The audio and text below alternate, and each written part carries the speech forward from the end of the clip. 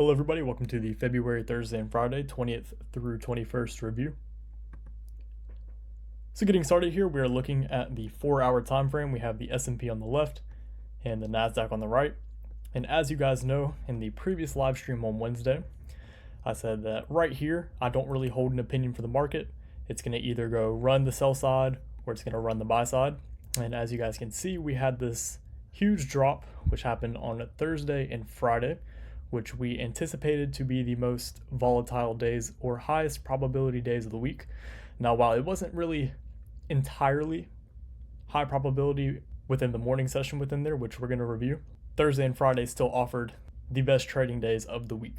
So if you missed any of this move because you thought we were still going to be bullish, don't worry, because the market was tipping its hand to both directions. So we don't feel bad about missing moves like this. We don't get scared about moves like this. Things in the marketplace are going to come way out of left field sometimes, and this is exactly one of those times. And it's important that things like this happen in the marketplace, because generally after a tight consolidation like this and then a large run in price action usually becomes a lot clearer. But we're going to dig in right here to Thursday's price action. So looking at the chart, we have the 15-minute time frame, we have the S&P and the NASDAQ. And as you guys can see, this is exactly why narrative is extremely important, and why our main focus has been narrative for pretty much the past 2 months. So as you guys can see, we have our true day open marked out right here. And at the beginning of the morning session, the S&P made an SMT with the NASDAQ. So the NASDAQ created a failure swing while the S&P ran this low right here. But shortly after, it created another SMT with this high right here. So the NASDAQ ran this high while the S&P made a failure swing on this high. Sequential SMTs on both sides of the marketplace are considered low probability. But if you have narrative to frame the move, then the one that is in tune with the narrative will more times than not be the one that actually works.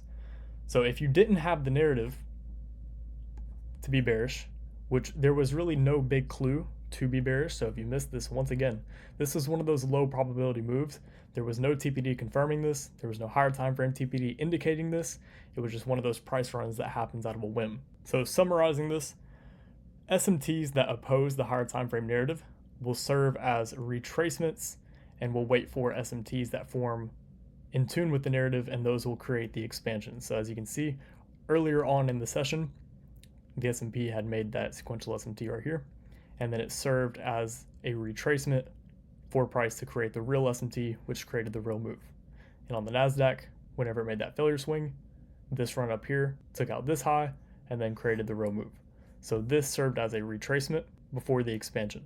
And once again, the narrative was 50-50, so there was really no way of indicating unless you already came into the day bearish. But after Thursday had printed its range, you guys can see it left a 4-hour fair value gap right here. And the S&P dug right inside of that gap and then created today's expansion. While the NASDAQ didn't really respect this gap too much, creating a Kraken correlation between the gaps, and also took out this high right here, which was a Thursday's high, creating another bearish weekly SMT. But I don't really consider that or take that into mind. I'm more so focused on the Kraken correlation between this gap. So once we saw Thursday drop, that pretty much solidified the SMT that was at the top end of the range. And then we dropped, and then we formed this TPD down here. Now this TPD was with the Dow. You can go and look, but something I tell you guys is always take something from the Dow with a grain of salt, because all this did is serve as a retracement for the higher time frame move, which was in tune with the narrative from this SMT up here. So now we can look at price action a little bit closer actually within that gap, which was today. This was not an SMT right here inside of this gap. Now there was just barely one with the Dow, but focusing mainly between the S&P and the NASDAQ, inside of that gap, going from a 4-hour gap to a 1-hour gap, at 8 o'clock, we formed a TPD. And it's especially important to keep in mind on the S&P because it was the one that quote unquote was the weaker one inside of that gap.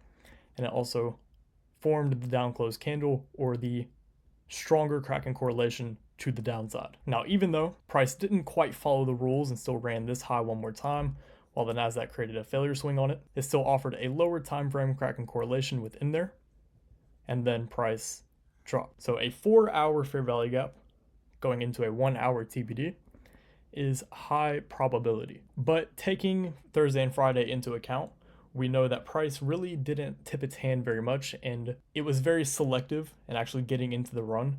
So I'll say this once again, if you missed any of these moves or you didn't get on board just because you didn't really see any of this coming, that is fine because price was low probability. So if you stuck to your system, you stuck to your rules, you stuck to your model, that's all that really counts, because opportunity that's better than this will form in the future and will actually be a lot clearer. But with that being said, hopefully you enjoyed this price review. I will give the analysis Sunday on where I believe the market is likely to draw to, but hopefully found this one insightful. Enjoy the rest of your weekend.